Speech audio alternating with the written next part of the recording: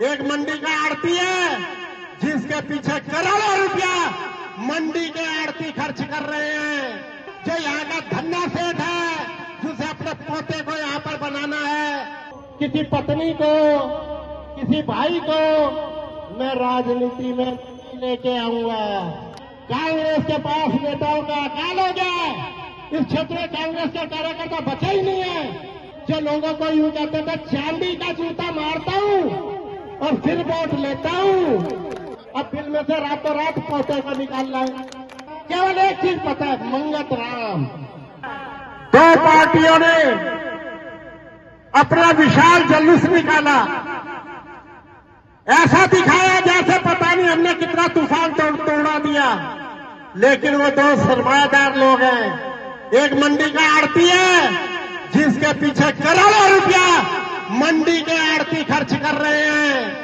एक वो व्यक्ति है जो यहाँ का धन्ना सेठ है जिसे अपने पोते को यहाँ पर बनाना है। वो गाड़ियां लेके घूम रहे थे। मैंने अपने घर से जुलूस निकाला और जुलूस नहीं निकाला, कारवां अपने आप बढ़ता गया। और जब हम इलेक्शन ऑफिस से पहुंच गए तो हजारों की संख्या में वहां पे कार्यकर्ता थे। ये दर्शाता है अपनी कन्वेंस से लेके गए।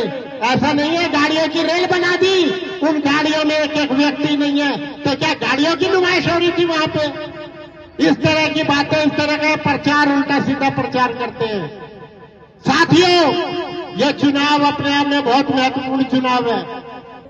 मैंने जहां से भी चुनाव लड़ा, मैं खुद चुनाव में आया हूं। मैं अपने किसी बेटे को, किसी पोते को, किसी पत्नी को, किसी भाई को मैं राजनीति में लेके आऊंगा।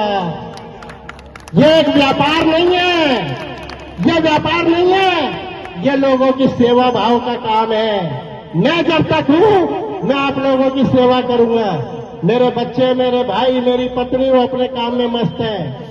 उन्हें कोई राजनीति से इंटरेस्ट नहीं है। उन्हें इंटरेस्ट है वो सामाजिक कामों में लगे रहते हैं, लेकिन उन्हें राजनीति से कोई मतलब नहीं है। यहाँ तो ये हाल है, कांग्रेस के पास नेताओं का अकाल हो गया। इस क्षेत्र में कांग्रेस के कार्यकर्ता बचे ही नहीं है। पहले तो खुद रहे जो लोगों को यूं कहते थे चांदी का जूता मारता हूं और फिर वोट लेता हूं। चांदी के जूते से वोट मांगते थे। उसके बाद अपने बेटे को लेके आए। 20 साल तक बेटा सफल नहीं हो पाया। देखा बेटा तो सफल हो नहीं रहा, चल बेटा तेरे पे दाम लगा दे तो पोते महाराज आप ही बाहर निकल जाओ। अब बिल में से रातों रात पोते को निकाल लाए। जिस पोते को कैठेगा नहीं पता, कोई समाज सेवा का काम नहीं पता, केवल एक चीज पता है, मंगत राम। आज सोच, होर्डिंग देखे होंगे जगह जगह, काम वही, मंगत राम की सोच। यदि मंगत राम की सोच ऐसी थी, क्षेत्र की जनता ने उन्हें स्वीकार किया था, तो उसी क्षेत्र की जनता ने उन्हें क्यों हराया?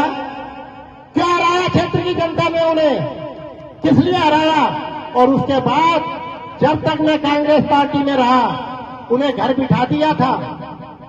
2015 के चुनाव में मैं यहां से विधायक का चुनाव लड़ा, 2020 में मैं यहां से विधायक का चुनाव लड़ा, तो घर बैठा दिया ना, उनकी पार्टी ने भी नकार दिया था।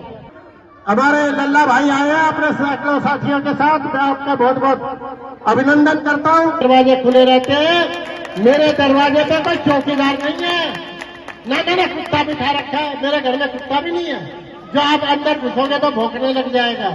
इसलिए डायरेक्ट मेरे से कोई भी व्यक्ति मिल सकता है, मिलते हैं और मिलते रहेंगे। मेरा कोई यह ठिकाना नहीं है। नमस्कार, हम मौजूद है दिल्ली की आदर्श नगर विधानसभा में और आज यहाँ पर आम आदमी पार्टी से जो प्रत्याशी हैं मुकेश गोयल जी, उनके कार्यालय का उद्घाटन हुआ है। आइए बात करते हैं मुकेश गोयल जी से। जी नमस्कार। नमस्कार। आज कार्यालय का उद्घाटन हुआ, कितना प्रतिशत मत मानते हैं कि आज जो है आपकी जनता का आपको मिल गया है?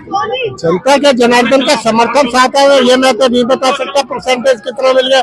ये तो जब डिब्बे खुलेंगे, मशीनें खुलेंगी, जब पता चलेगा। लेकिन मुझे इतना पता है, मैं पूरा कॉन्फिडेंट हूँ कि मेरे क्षेत्र की जनता का, मेरे क्षेत्रीय कार्यकर्ताओं का मेरे को पूरा समर्थन मिल रहा है। और ये समर्थन उनका जो ये पसीना बहा रहे हैं, ये पसीना जो बहा रहे हैं व्यर्थ नहीं जाएगा। और हम 8 तारीख को जब नतीजे आएंगे तो हम चुनाव जीत के आएंगे और दिल्ली के अंदर केजरीवाल जी की चौथी बार मुख्यमंत्री बनेंगे। जी, अभी आपने मंच के माध्यम से बात करी महिलाओं को 2100 रुपए मिलने की, लेकिन भाजपा प्रत्याशी का कहना है कि ये झूठे फार्म भरे जा रहे हैं। तो भारतीय जनता पार्टी के पार्षद कुछ भी कहे, उनके नेता कुछ भी कहे, उन्होंने तो कुछ किया नहीं। मैं आपसे पूछना चाहता हूँ, पिछली बार केजरीवाल जी ने वादा किया था दिल्ली के अंदर बिजली फ्री देंगे, 200 यूनिट तक बिजली फ्री मिल रही है नहीं। उन्होंने पानी फ्री देने की बात की, 20,000 लीटर प्रत्येक व्यक्ति को पानी फ्री मिल रहा है नहीं। उन्होंने डीटीसी की बस के अंदर मुफ्त यात्रा कराने की बात करी, महिलाओं को मिल रही है या नहीं। उन्होंने मोहल्ला क्लिनिक खोलने की बात करी, खुल रहे हैं नहीं। उन्होंने स्कूल अच्छे बनाने की बात करी, बच्चों का शिक्षा स्तर ऊपर उठाने की बात करी, तो हो रहा है नहीं हो रहा है।